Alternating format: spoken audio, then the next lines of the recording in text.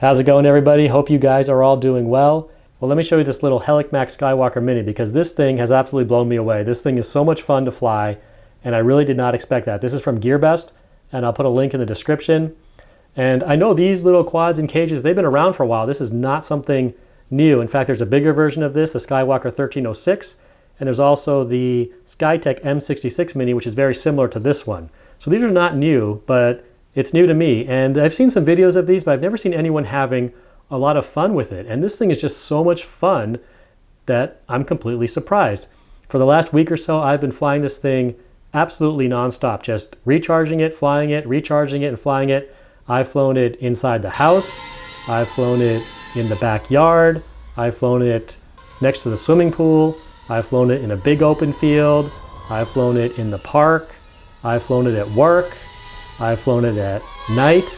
I've flown it around Steve, and I've crashed into Steve's head. I flew it onto the roof. I got it down from the roof, and I'll talk about that a little bit more later. And I've just been flying this thing all the time. I'm always charging it either off the wall charger, the computer, or this little portable charger that I have. And I just keep flying it, and it's still fun. It's just really a lot of fun to fly this thing.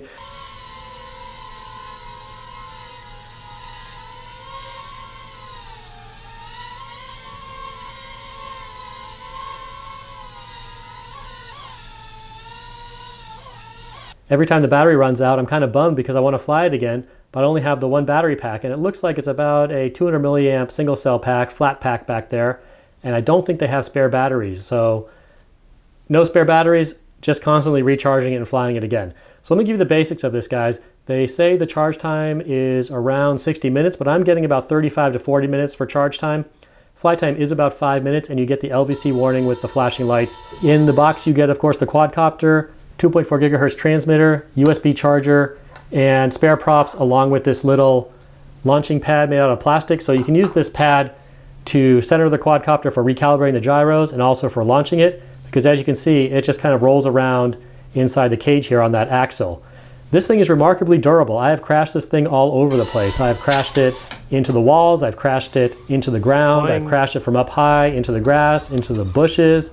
I've crashed it against the playground, I've crashed it inside, I've crashed it outside, again crashed into Steve's head, crashed it onto the roof, and it keeps going. The only thing that I've lost a couple times is one of these back props, and each time I found it, just stuck it back on and kept going. So nothing's broken, even though it's very flexible and it seems kind of cheap. It's actually very sturdy, very strong. It bounces this way, and on this side, on the axle side, a little more solid. But usually, you know, if it lands, it'll land like this and you can take off again. If it does land on its side, sometimes you can get it going again by flipping it. Sometimes you can't. It'll just kind of flit around like a rabid squirrel or a rabid chipmunk, and then you have to just pick it up.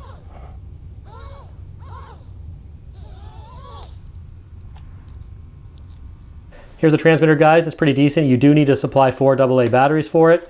And you know, I like the size of it for an inexpensive ready to fly quad. It's not one of those little tiny game style transmitters, which I really don't like. This one actually is pretty decent. So on off switch right here.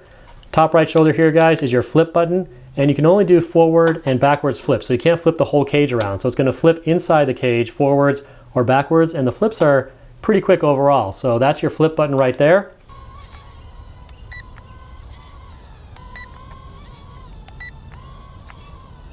Over on this switch, guys, you have your selection for fly mode and for run mode. The run mode is a little bit different. I haven't had that before in a quad. Basically, you select run mode and your throttle still works the same way, but doesn't give enough power to lift off the ground. And then your right stick controls forwards, backwards, and instead of rolling the quad, it now yaws the quad so you can steer it left and right and drive it around on the ground. It's not that easy. It actually takes some finesse and some practice, because what happens is if you try to steer it too quickly or get going too fast, it'll kind of skid out of control and then just kind of go all over the place rolling around. So it takes some finesse, some practice to get it down, but it's kind of an interesting challenge to do it. And of course, once you get going at it, you can kind of roll it up to a wall, switch to fly mode, and then fly up the wall.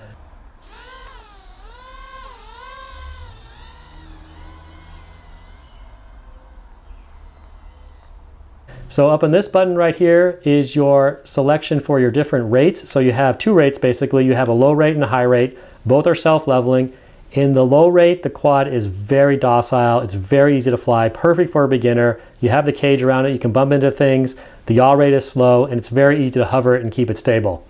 This button right here is interesting. This is an automatic mode, and what that does basically is it puts the quad into a continuous circuit. So it's going to fly around in a circuit, in a circle, and you don't need to do anything on the right stick. You can just vary the height with the throttle, and then when you're tired of doing the circuit, just hit the right stick and it'll come right out of it. All right guys, I'm going to put it in this automatic mode.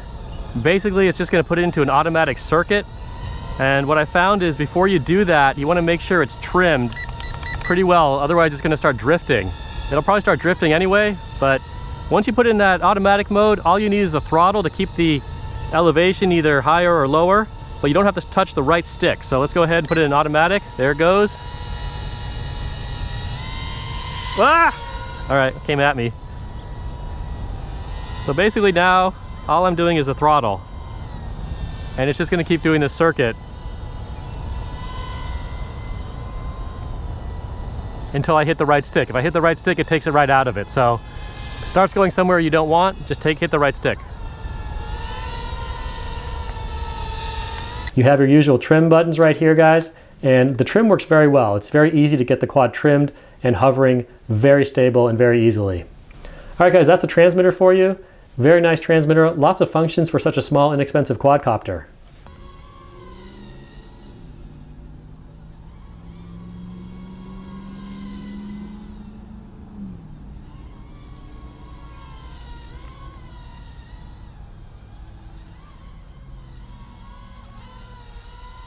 So let me just talk about what happened with that roof incident, because it's kind of interesting. What happened was the quad just got out of range, and when it gets out of range, it doesn't drop the throttle or kill the motors. They actually keep going for about 4 to 5 seconds, and then they die and the quad will come down.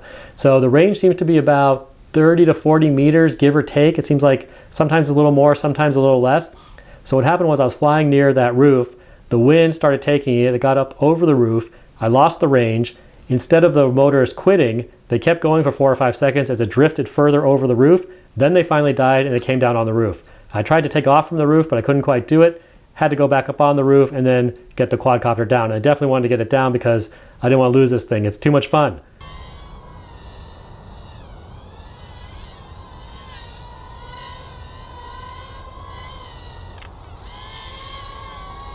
I have no idea where to go. Oh, there it is.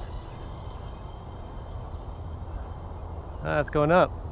I'm gonna kill the throttle. Now I killed the throttle, and it's still got power. Oh, here it comes. And boing. I'll show you guys turning the quad on just real quick. So you have your little base here. Just set it in the base. It's got an arrow for the front. Turn the quad on. You get your flashing lights, and then just turn on your transmitter.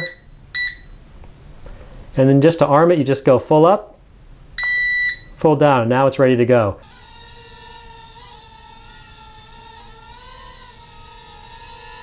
If your quad is starting to drift too much or it's getting a little more out of control, it's been crashed a few times, you may want to recalibrate it, and it's very easy to do. Just set it on the base right here so it's level, and then both sticks down and to the right. You get that flashing, and that's it. It's recalibrated. Simple as that. This quad is really a lot of fun to fly at nighttime. You've got these bright LEDs in the front. It is red in the front and green in the back, so kind of backwards from what you might be used to, but pretty easy to get accustomed to it. Sometimes if you fly the quad too far away, the light kind of merges into one blob of color, and you may lose the orientation on it. Even in that situation, it's so stable, easy to fly, you can always figure it out and get it flying back in the direction that you want to. The same thing can kind of happen in the daytime because you only have for your visual orientation the lights and then the orange props in the front and the black props in the back. You can lose visual orientation on it if it's too far away, but again, always very easy to just figure it out and get it flying back where you want to. Very stable, easy to fly quadcopter. Just like it takes some practice to get the quad to drive smoothly on the ground without flipping over and kind of going crazy, it does take some practice to get it to crawl up and down a wall or drive across a ceiling in the flying mode, because this cage is so bouncy, so springy, it tends to just kind of bounce off the wall or bounce off the ceiling with the throttle, and it takes some finesse and a little practice to get used to it. But once you kind of start getting it down, you can start driving it up and down the wall, you can drive it across the ceiling. Just keep at it, just keep practicing it, and you'll get better and better at it.